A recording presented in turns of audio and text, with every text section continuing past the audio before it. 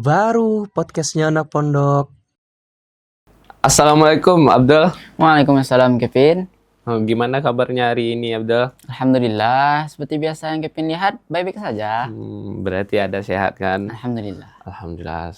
Soalnya sekarang kan teman-teman kita nih lagi banyak yang sakit. Nah, iya. Pondok kita kan sekarang nih lagi musim Nah, sakit-sakitnya. batuk-batuk kan? Batuk-batuk, Iya. flu, itu yang banyak sekali sekarang. Ya, sekarang musim-musimnya tuh sekarang, ya. Aku aja nih udah seminggu rasanya nih.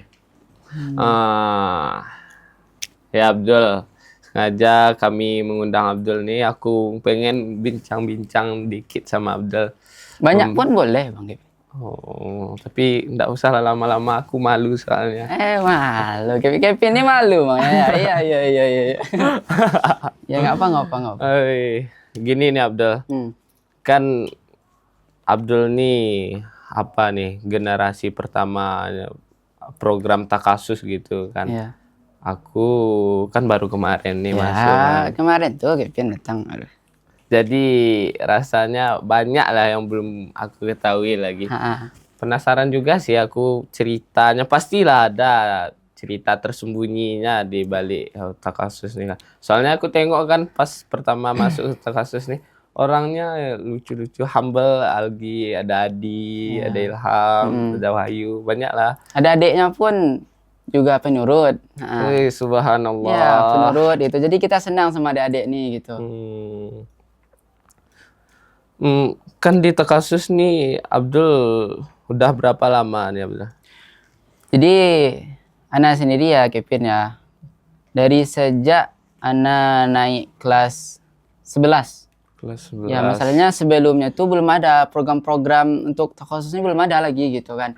Jadi Ana tuh bingung, Ana tuh mau meningkatkan hafalan Ana, terus dengan murajaah gitu kan, bacaan-bacaan, karena bacaan Ana juga belum fasih juga gitu kan.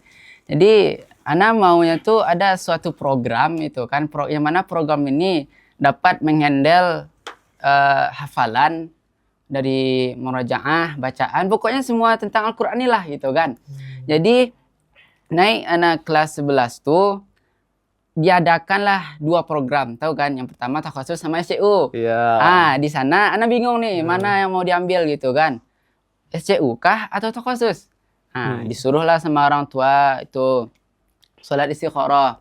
Disuruh sholat, mana yang bagusnya dulu, fokus aja itu kan. Ya, Ana laksanakanlah itu apa yang kata orang tua itu kan. Lalu dapatlah jawabannya. Karena Ana mau itu Al-Qur'an gitu kan. Ya, Ana mau fokusnya Al-Qur'an karena dari awal Al-Qur'an gitu kan. Masalahnya SMP Ana tuh Al-Qur'an, fokus ya pondok Al-Qur'an gitu kan. Jadi Ana mau melanjutkan Al-Qur'annya dulu gitu kan. Makanya Ana masuk ke program Takasus gitu. Jadi semenjak 2000 berapa tuh Kevin ya? Sekarang 2025, 2024, 2023 lah. 23. Ya, 2023. Pertengahan nggak sih? Iya, pertengahan. Nah, di sanalah Ana masuk ke Takasus tuh. Merendah juga Abdul. Rasanya sebelum masuk Takasus udah terkenal juga Abdul di masjid tuh. Abang ini yang sering azan, sering ini udah sering juga tersebut nama Abdul. Ya, walaupun sering-sering itu kan kita harus tetap tawaduk juga kan. Nggak mungkin lah kita terlalu ini kita nggak perlu kan. Nah, makanya kita tetap tawaduk. Tawaduk itu paling penting, Bang. Ya. Tuh kalau untuk pembinaannya Abdul nih, emang dari pas pertama Abdul masuk nih sampai aku awal masuk sekarang nih masih sama pembina siapa tuh? Nah, pembinanya tuh ya Kevin ya. Beliau ini dari Medan. Tuh lah Medan kan. Wah. Medan tuh ya sama-sama kita tuh tahu lah gimana Medan itu kan, keras, tegas gitu kan. Jadi datanglah beliau nih. Namanya Ustadz Bahri Saputra Siregar. Nah, dari namanya kita udah nampak tegas orangnya gitu kan, Siregar gitu kan. Betapa tegasnya beliau gitu kan. Jadi datanglah beliau nih kan. Beliau nih kalau lihat dari awal, beliau ini mirip Ustaz Abdul Somad. Dari cara ngomongnya gitu kan. Jadi terpandang itu, beliau nih mirip kali sama Ustaz Somad gitu kan. Mirip dari penyampaiannya gitu kan. Beliau memang tegas, cuman nyaman. Iya gitu. sih, aku juga sering dulu awal-awal masuk nih kan. Nah, iya kan? Kena marah gitu, tapi habis tuh ya Ustadz tuh kayak terbuka gitu sama kita. Nah, iya, emang iya. kayak aku itulah satu hal yang baru ku temui di kasus ini ya Abdul. Ustadz Bahri ini udah ku anggap kayak ayahku sendiri gitu. Ustadz Bahri inilah yang ku tengok kayak jadi keingat ayahku gitu. Ya, betul. Jadi sama-sama merasain itu kita, Pin. Karena dari sebelum-sebelumnya kan kita belum ada diperhatiin kali gitu kan sama ya. Walaupun kita agak nakal dikit. Ya agak nakal dikit. Ya, untung dikit. Jangan banyak kali ya.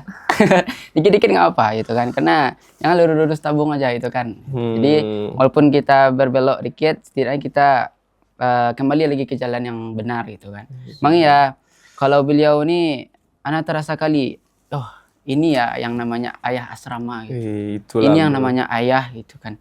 Karena dari pola pengasuhnya gitu kan. Beliau tuh perhatiannya dari kami sakit diperhatiin. Iya ini sakit, oke, diperhatiinnya kita ini sakit. Kita disuruh ke UKS itu kan minum obat itu kan. Kalau kita sakit itu Kevin ya. Kalau lebih 3 hari oke, kita disuruhnya untuk pulang gitu kan. Mana tahu dengan pulang kita ya sembuhkan data-data kan apa gitu tuh. Nah, jadi dari perhatiannya gitu kan, dari tegasnya gitu. Tegas itu nggak sakit hati Kevin gitu. Nggak buat kita sakit hati, kita tuh enak itu. Alhamdulillahnya tuh beliau tegas itu kan, masuk ke hati kita dengan tenang gitu kan. Oh, betul ya kata Ustadz nih gitu kan. Cara beliau penyampaian beliau nih ya it's the best lah gitu kan. Nggak ada yang bisa lebih daripada beliau mungkin itu kan. Dari pengalaman anak sendirinya, dari anak lihat-lihat dari anak lihat itu kan dari ustadz sebelumnya gitu kan. Tapi ini bukan membanding ini ya. Bukan membanding ustadz sebelumnya, bukan. Semua ustadz itu orang tua kita Kevin ya. Pasti orang tua kita. Tapi sayangnya ya kita nggak sekamar aja gitu. Iya. Karena Ustadz Bahri inilah kita sekamar gitu kan. Karena beliau yang mengasuh gitu. Tuh kalau untuk apa nih ya, kan pola asuh Abdul bilang tadi tuh Ustadz tuh pembawaannya emang tegas gitu kan. Selama Abdul apa nih, berarti udah berapa tahun sekarang di kasusnya? 2 tahun? 1 tahun lebih lah. 1 tahun lebih? Iya 2. Pastilah ada tercipta beberapa pengalaman yang sangat berkesan gitu kan. Ya. Menurut Abdul apa gitu momen-momen yang rasanya kan kita nih sekarang 12 nih, rasanya pas Abdul tamat nanti itu yang bakal Abdul kangenin. Ya, iya sih Kevin ya. Itu pengalaman ini sedih juga itu kan. Nah dari beliau mengasuh tadi kan. Nah cerita lah dikit boleh nih? Boleh. Dari bagaimana keseharian kami boleh? Boleh. Oke. Nanti Kevin, saya nggak boleh kata Kevin nanti. Habis waktu kita kata Kevin. Ini jadi boleh nih? Aman? Boleh Ustaz Ihsan? Boleh. Boleh ya. Jadi kami ini bangunnya tuh biasanya jam 3:30 kalau nggak jam 3. Bayangkan. Sebelumnya kami nggak ada nih. Jam 3 tuh kami masih tidur, jam 4 masih tidur itu kan. Jadi datanglah beliau nih. Jam 3 tuh dibawanya speaker. Speaker tuh dihidupinnya Bluetooth. Tahu Ben, ngaji-ngaji langsung keluar setan-setan yang ada dalam tubuh kami ini. Meronta-ronta setan dalam tubuh kami ini gitu kan. Masanya keras loh, Kevin gitu kan. Volumenya itu langsung dikerasin gitu. Dibangunin pakai tongkat sapu kan. Kan kita pakai ranjang tuh besi ya. Pukul-pukul gitu kan. Dipukul-pukul. Jadi kami yang awal-awalnya nggak biasa digituin, ya pasti ada rasa dongkol, pasti. Apalagi aku awal-awal masuk gitu lah Abdul. Agak awalnya kan agak nyesel masuk tapi ingat tujuan kita tuh emang untuk belajar gitu. Jadi pasti ada aja tantangannya. Pasti. Soalnya aku mikir gini kan, mau sampai kapan sih bertahan di zona nyaman gitu. Rasanya kayak siapa bilang tuh, ada tuh Ustazah bilang di kelas katanya, orang yang nggak bakal berhasil tuh orang yang nggak mau keluar dari zona nyamannya. Jadi aku cobalah ikut program Ustaz Bahri. Di situ juga ada teman-teman kan, Abdul. Walaupun awalnya agak takut-takut juga kan aku, gimana sama teman-teman ini. Tahu-tahunya asik semuanya sih ya. Kan aku kan memang asik orangnya. Jadi kan ini lanjut ya Kevin ya. Itu salah satu pengalaman awal-awal tuh. Karena dibangunin pakai speaker keras-keras itu kan. Tilawah juga tuh kan. Berapa setan banyak keluar di tubuh kami itu kan. Habis itu seiringnya waktu, alhamdulillahnya kami lah mulai terbiasa gitu kan, mulai terbiasa. Bangun jam 4, setengah 4, habis itu baca zikir itu kan. Dan selanjutnya pengalaman yang Masya Allahnya kaget gitu kan. Karena nggak ada sebelum-sebelumnya nih. Iya. Ustadz tuh buat kebun.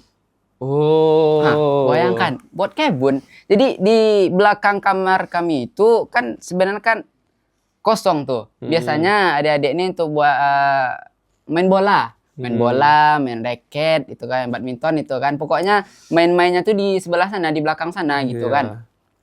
Jadi Ustadz nih dicarinya lah akal gimana nih. Nih masalahnya kan nggak terlalu luas tuh. Jadi dicarinya sama Ustadz gimana caranya agar bisa dihias gitu kan. Nggak kosong aja gitu kan. Ya Ustadz tuh dengan kepandaiannya gitu kan, dengan pengalamannya yang Masya Allah, yang dengan wah perjuangannya gitu, Vin. Serius, perjuangan beliau nih gimana lah cara, cuman Masya Allah gitu kan. Ngeri ya pengalaman Ustadz nih, perjuangan Ustadz sebelum nih gitu kan. Jadi dibuatnya lah kebun, dan Ustadz tuh nggak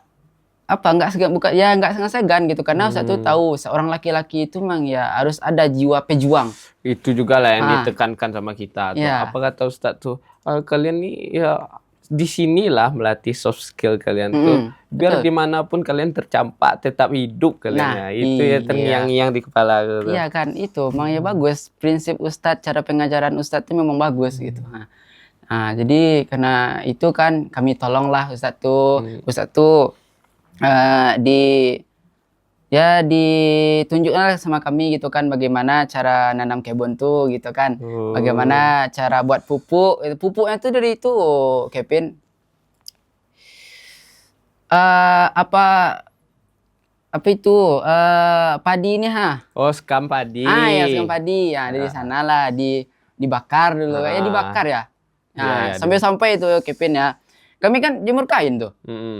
Jemur kain bau jadinya. Anak baru soklin itu udah banyak ngasih itu kan.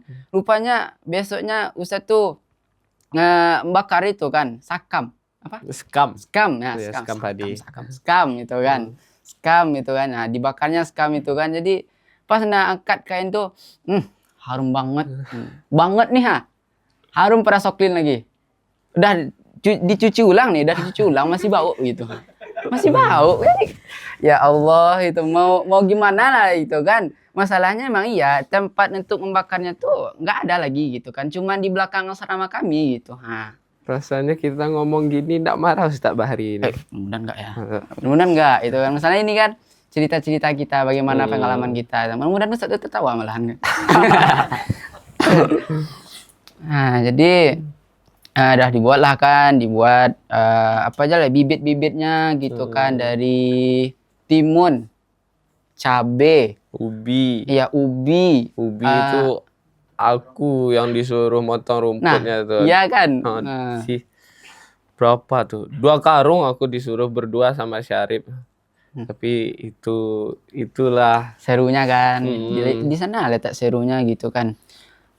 Selain itu Kevin ya, terong.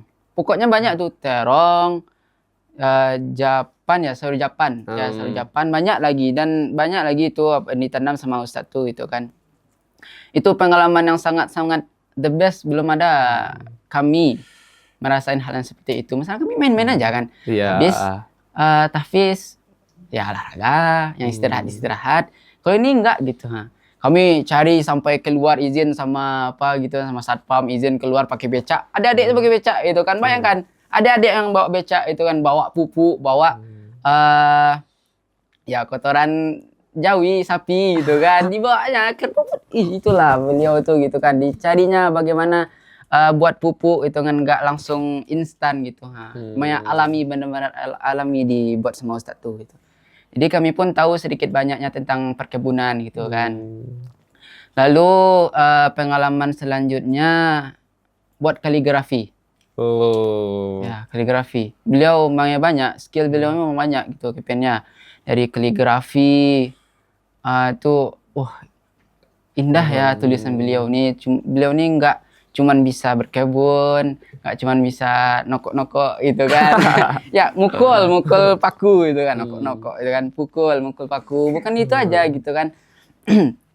Kaligrafi gitu indah, Bin. Lihat aja di apa di Depan di kan, dalam TU sekarang kan? Ya dalam TU ya di dalam TU. Oh, TU yang lama. TU yang lama ya. Sekarang jadi PMB kan? Iya, ya, udah jadi dijadiin PMB. Di sana lihat aja Pak Kevin. Bagus. Udah dipajang itu. Itu kalau dijual tuh banyak dapat tuh Kevin itu kan. Jadi di sanalah itu belajar itu kan bagaimana lihat cara melukis tuh. Kita pilih jangan ya santai aja gitu. Santai aja kalau melukis santai aja gitu. Ada salah kalau bisa seorang seni itu mencari gitu kan, mencari bagaimana yang salah itu bisa diperbaiki. Itulah yang ku salut sama ustadznya kan.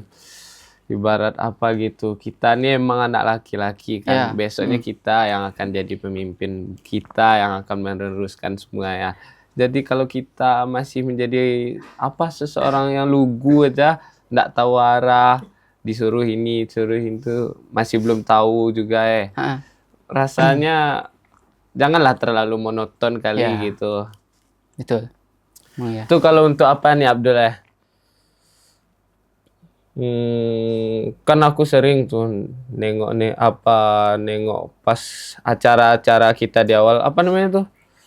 Oh ya, muhadharah. Oh ya, muhadharah. Muhadharah tuh dari habis maghrib sampai jam 8. Iya, sampai kalau jam 8. Kalau itu kan yang sekarang tuh. Kalau dulu dari habis Isya kadang-kadang sampai jam 10. Malah lebih.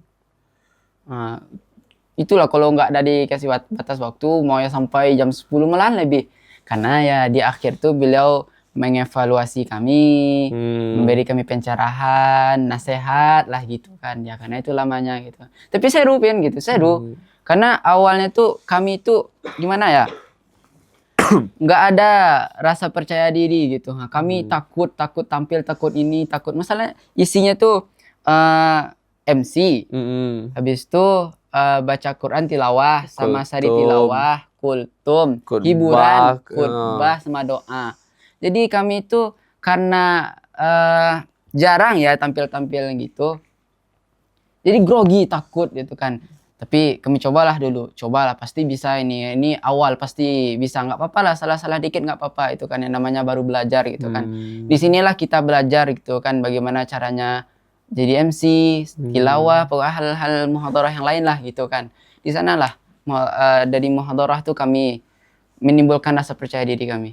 Berarti rasanya tuh bayang sama teman-teman tuh gimana banyaknya program kita kan, mulai dari sebelum subuh, apa tuh murojaah, 2 makro nanti salah satu satu huruf, 1 rakaat, habis itu salat taubat. Wih. Kan habis itu apa lagi tadi? Muhadharah. Belum lagi murojaahnya. Ya, murojaah. Ujiannya. Masya Allah, bentar lagi ujian juga nih. Ya, bentar lagi ujiannya. Ini mau sangat dinanti nih. Ujian, apalagi sama Sak Bahri ini. Malahan kalau beliau ini cuma 2 kali kita bisa ujian, nggak bisa lebih dari 2 kali. Kenapa tuh? Ya contohnya kemarin tuh, Anda bukannya sombong ya kan, tapi cuman ya menyampaikan aja itu kan pengalaman Anda pas ujian nih. Anda kan ujian 1 juz kemarin tuh, juz 4. Ya alhamdulillah itu kan Anda usahain juz 4 nih. Kata Ustadz nih awalnya antum 2 juz katanya. Kata beliau nih, juz 4 sama juz 5. Juz 4 aja masih ragu-ragu, apalagi juz 5 gitu kan. Jadi ana tuh orangnya tuh alhamdulillah terbuka gitu kan, terbuka sama Ustadz itu kan. Ustadz, ana belum lancar juz 5 lagi Ustadz. Nah, bilang gitu kan. Terus tuh oh ya udah kalau gitu di ujian aja di juz 4, tapi 2 kali cuman setoran. Berarti ditenggang lah gitu kan, ditoleransi. Alhamdulillahnya ya setengah juz gitu. Alhamdulillahnya Anda berhasil. Alhamdulillah. Ya. Semoga aku juga bisa gitu besok. Amin. Tuh untuk apa nih Abdullah? gimana sih, pasti teman-teman juga penasaran gitu. Ya. Kan seperti yang kita tahu tuh di masjid biasanya yang megang tuh pasti anak-anak takasus kan. Ya. Dari imam maghrib, baca zikir pagi dan petang, sampai ya rasanya imam ya Abdul, si Alhamdulillah. Fahrul, siapa lagi itu? Panji, ya dari takasus juga semuanya kan. Apa sih triknya untuk teman-teman yang di asrama lain gitu supaya kita banyak hafalan, lancar bacaan kita lebih lancar gitu. Ya. Apa sih triknya dari takasus gitu? Oke. Kalau dari Ustadz Bahri sendiri nih ya, Kipin ya. Beliau ini menciptakan 4 trik. Yang pertama ditulis Ditulis ke ya, kertas. Ya, ke kertas. Karena kan kita nih berbeda kepintarannya, kecerdasan kita kan berbeda-beda gitu kan. Jadi caranya tuh ditulis dulu Al-Quran apa yang mau kita storekan gitu kan. Setelah kita tulis, kita baca nih yang kita baca, habis itu kita ulangi lagi, kita ulang-ulang baru kita hafal. Gitu caranya. Ya. Jadi salah satu untuk memperbagus bacaan distorkan, lalu Ustadz tuh akan memperbaiki bacaan kami gitu, dan sering-sering baca Al-Quran. Sering-sering baca Al-Quran. Berarti ada 4 metode ya. Yang pertama kita tulis, habis itu baca, habis itu ulangi, baru dihafal. Coba juga lah nanti diterapkan, semoga apa gitu kan. Mana tahu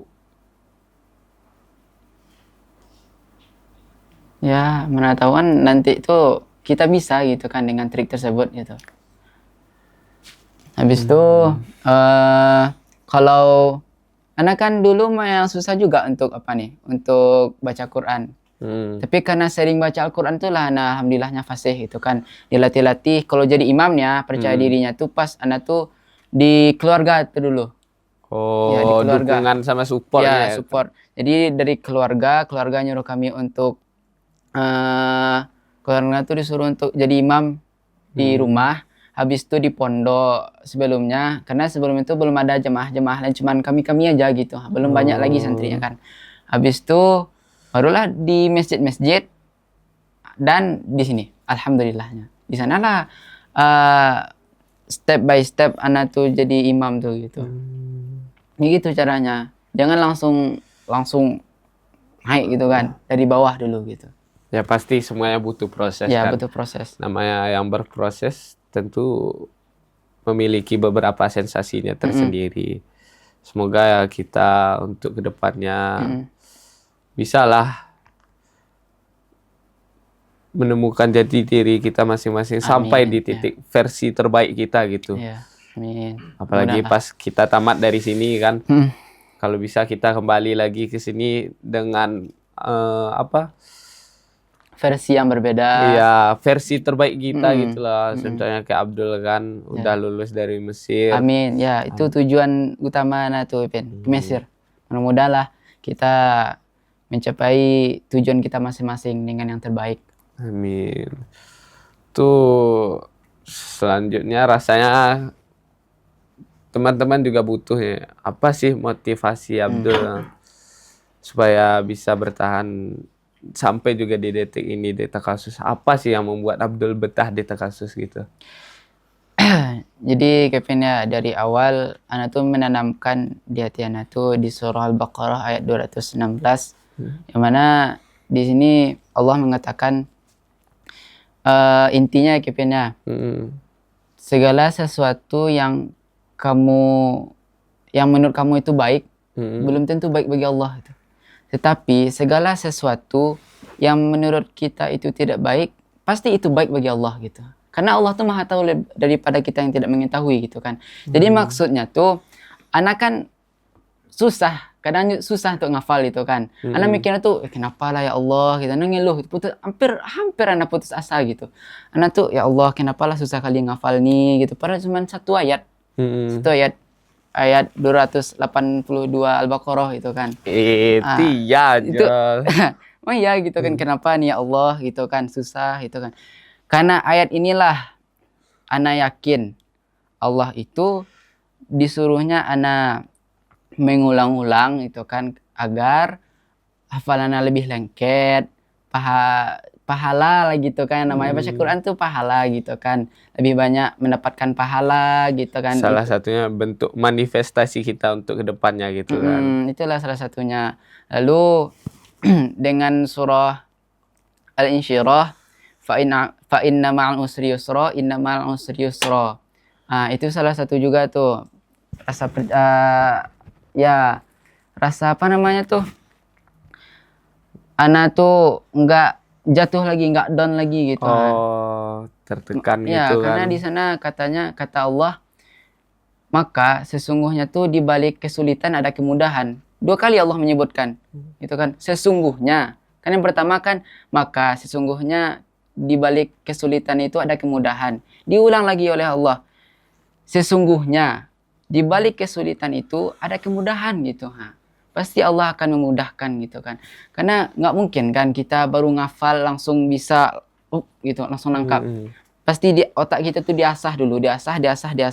Karena ada teman Nana tuh dia cuma satu baris, Pin, bayangkan.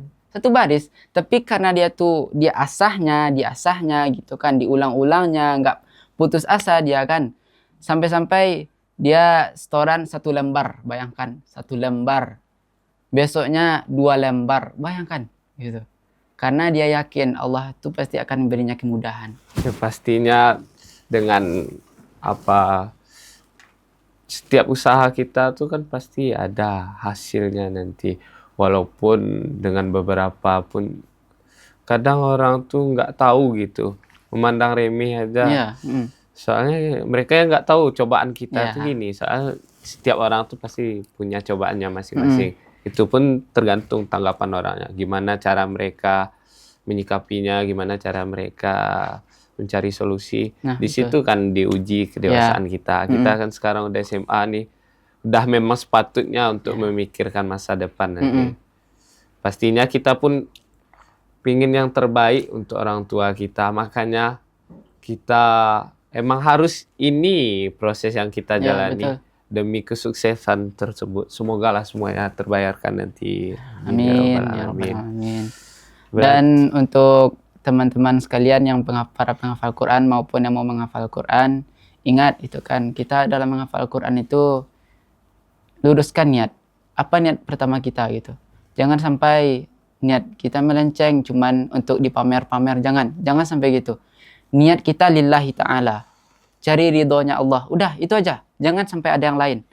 Cukup, ya Allah, hamba menghafal Quran hanya karena Engkau ya Allah. Maka mudahkanlah ya Allah. Cukup teman-teman. Itu aja niat antum. Udah. Insya Allah Allah akan mempermudahkan. Karena jikalau niat kita tuh melenceng karena untuk dipuji lah, ria lah gitu kan. Jangan. Itu bakalan hilang. Cepat hilangnya nanti itu. Pasti. Kayak cari pamor gitu kan. Ya, itu pasti cepat hilangnya nanti itu. Makanya memang ya awal dari segala tuh niat yang baik. Itu salah satu caranya biar kita tuh mudah perjalanan kita. Niat baik, jangan lupa itu, niat baik. Dan ingat, dengan kita menghafal Quran itu kan, kita bisa memberi mahkota untuk orang tua kita. Ya Allah. Siapa juga lah yang gak kepengen gitu. Ya. Betapalah senangnya orang tua kita, Bu, ayah, anakmu nih udah bisa menghafal Quran. Kalau bisa 30 juz. Ya, kita usahakan bisa 30 juz. Kita kasih mahkota untuk orang tua kita di surga. Nih, ya, ibu, ini mahkota untuk ibu sama ayah. Betapa senangnya gitu Kevin. Itu yang kita cari Kevin. Itu. Setidaknya walaupun kita tidak bisa membahagiakan orang tua kita di dunia, setidaknya kita bisa membahagiakan kedua orang tua kita di akhirat kelak nanti. Dan mudah-mudahan kita semua bisa ketemu lagi di surganya Allah Subhanahu wa taala. Amin. Amin. Ya, terima kasih Abdul atas waktunya, atas nasihat-nasihatnya. Nggak apa, karena ini kan untuk kita juga gitu. Jadi belajar banyak juga nih ya teman-teman. Entah itu dari pengalaman di Takasus, entah itu. Pokoknya lumayan mengasihkan juga ya hari kita hari ini sharing-sharing tentang Takasus. Misalkan kalau ada lah kesempatan nanti di lain waktu untuk mengundang Abdul lagi, nantilah aku kabarin. Siap, Ana pun siap gitu kan. Kapan Kevin mau undang Rahman, silahkan, nggak apa-apa. Mungkin sampai di sini aja dulu Abdul perbincangan kita pada sore hari ini. Terima kasih Abdul atas Sama-sama, pengalamannya. Kevin. Sungguh berharga, serius. Alhamdulillah. Jadi kebuka juga pikiran teman-teman ya selama ini. Jadi mikir kita tuh gitu. Sama ini kita udah ngapain aja gitu. Udah adakah yang bisa kita berikan kepada orang tua kita atau masih ngestak aja di situ. Mungkin ini pelajaran juga bagi teman-teman ya. Berapa banyak motivasi yang diberikan sama Bang Abdul tadi. Tuh ini termasuk apa ya, podcast perdana kita. Aku agak greget juga dikit nih. Aku juga nih, mendadak masalahnya. Aduh. Iya. Tapi nggak apa, ini dah bagus nih Kevin. Dah bagus sekali nih kita berdua. Tuh untuk teman-teman sekalian, mungkin sampai di sini. Sampai jumpa di video selanjutnya. Wassalamualaikum warahmatullahi wabarakatuh.